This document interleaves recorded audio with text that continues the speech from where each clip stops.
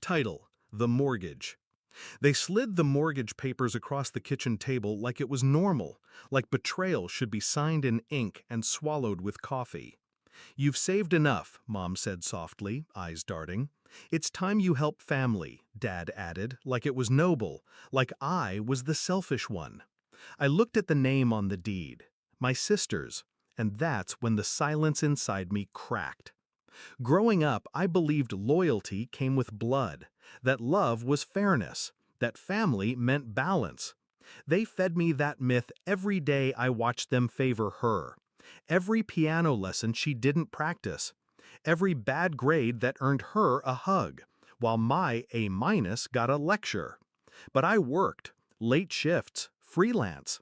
I said no to vacations, clothes, even air conditioners. They said I was disciplined. Now I know the word they meant was useful. 3 months before the papers hit the table, I noticed Mom was vague about her bank statements. Dad mentioned renovations, but never said for whom. Then my sister posted a photo, a brand new house, marble counters, a wraparound porch. Her caption? "When hard work pays off." Hard work? She's never held a job longer than 6 weeks. I stared at the post until my hands shook. But I didn't confront them. Not yet. The next week, they invited me for dinner. I thought it was guilt. It was preparation. They served my favorite, lamb roast, mint sauce, even the expensive wine. That's when Dad pulled out the folder. Mom smiled, almost apologetically. "We already co-signed for her, but now the monthly payments—" "She can't afford it," Dad finished. "But you can." I didn't say a word. I just looked at them like strangers, because that's what they'd become. I said no. Not with anger, with finality. And that should have been the end. But they sued me. The letter came a week later, civil court, claiming implied contract, familial obligation, and a handful of other phrases that meant, "You owe us for loving you." $350,000. The cost of her house and, apparently, my childhood. My lawyer laughed when he saw the paperwork. Then he stopped laughing, because they'd built a case. Emails where I said, "Let me know if you need help." Texts where I said, "Whatever I have is yours." Photos of birthday gifts. A used car I gave them years ago. They called it a pattern of intent. I called it love.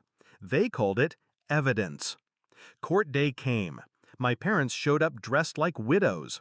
My sister sat in the back row wearing designer sunglasses like she was shielding herself from the truth. I didn't look at any of them, just the judge. An older woman, sharp eyes, no patience. She read the file, sighed, and asked one question.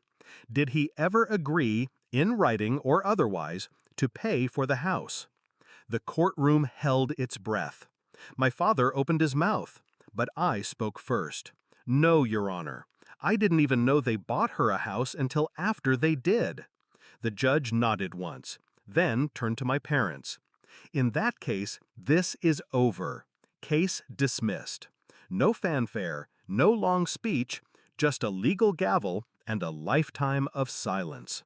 But I wasn't done. You see, while they were building a lawsuit, I was building a firewall. I froze the joint savings account. I withdrew every dollar I had ever deposited into their assets. The car they still used? It was in my name. I had it towed within the hour. I reported the gift money I gave them as loans on my taxes, retroactively. Let the IRS ask them why those gifts weren't declared.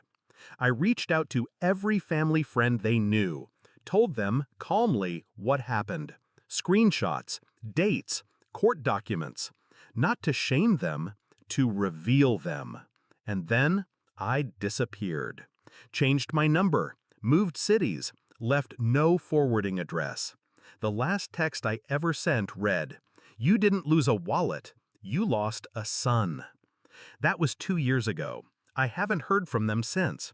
But every so often I get an anonymous email, a GoFundMe, a whispered apology through an old friend. I never reply. Because closure isn't a conversation. It's a locked door. People ask me if I miss them. I miss the version of them I thought existed. But the truth?